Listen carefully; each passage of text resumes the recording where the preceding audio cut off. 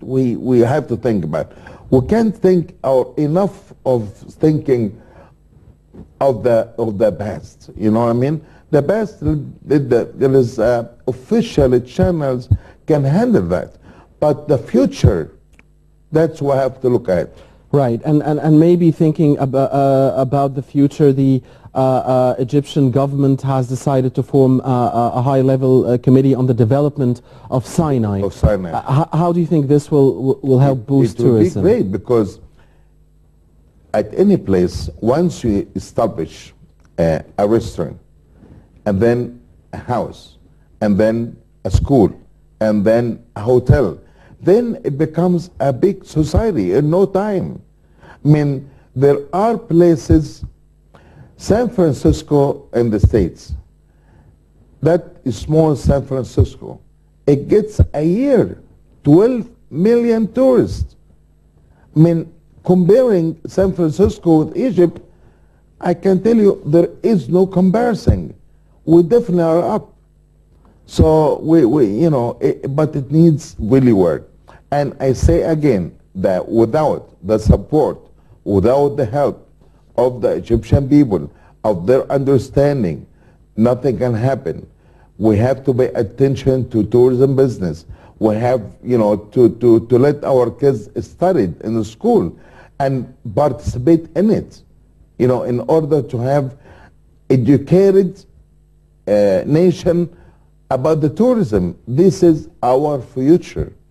You know what I mean? We have. Go ahead. The job market, I mean, one of the reasons behind the eruption of the revolution was, of course, the social injustice and the millions of youth who are unemployed. And the tourism sector is one of the sectors that can create a lot of job opportunities. Absolutely. Do you think we need more spending on tourism? Do you want the government to dedicate more of its budget to this sector that can provide more jobs? You want to hear something funny?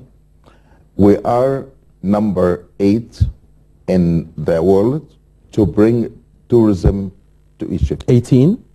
Number 18. 18. 18, right? We are number 18 in the world. We are number 48 in spending money on the tourism.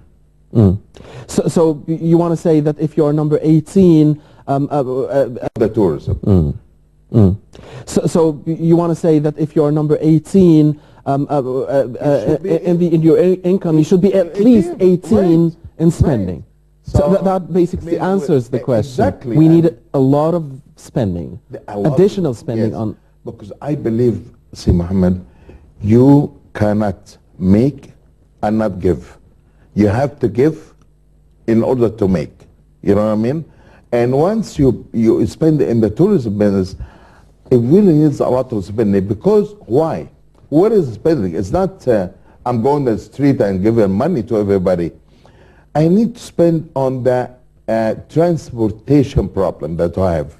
I mean, in Cairo, let me ask you this. I'll turn into TV announcer now.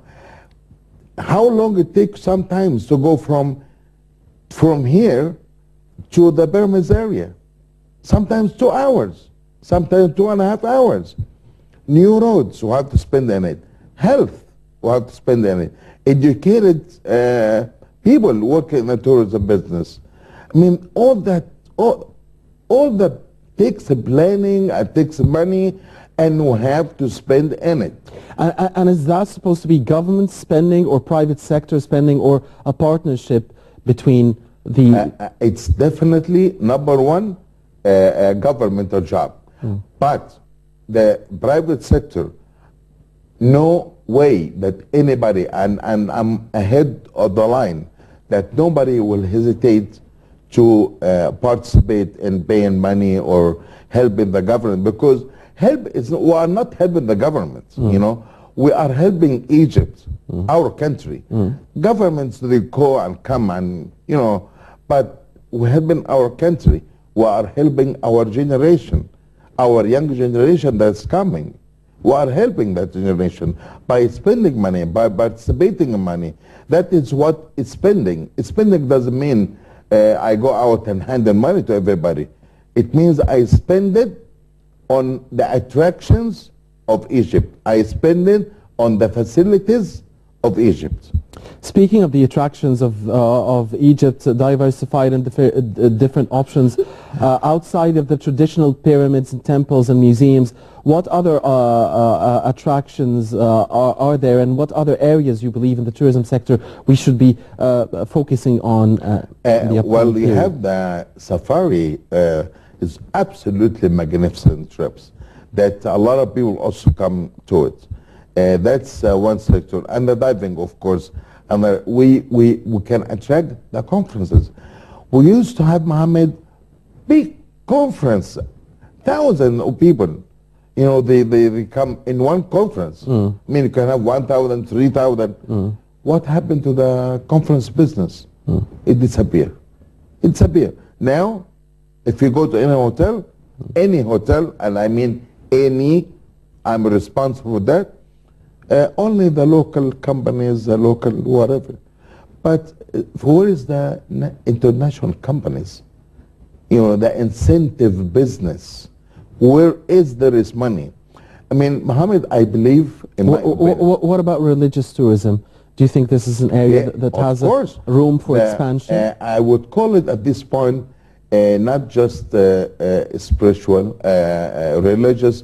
I'll call it spiritual tours or journeys to Egypt. That's a big, huge number, you know, has been coming to Egypt. You know, I mean, if we really pay attention to every little details, to the future of the tourism business, the understanding of tourism business, I bet you in no time, all of us who are now fighting because we don't have money, we don't have income, we don't have whatever, watch and see. Tourism business can feed us all. Will be any. And the media responsibility here, what would you like to see from the media? I like to see from the media more programs, more examples. I mean, show me on television that working at the tourism has it changed my life and the family of my life. Show me these examples. You know, then I'm encouraged to join. Then I will say, yes, my children, when they grow, they're going to work on the tourism. That's what, you know, help me, and that's what will help them. That will support me and will support them. So the media definitely playing a big role. Not showing just the beauty of Egypt, which a lot of it, but also to help in educating the people how to treat the tourists. He is not just the blue eyes and blonde hair. You know, he is the one feed me. And that's what we shall pay attention to.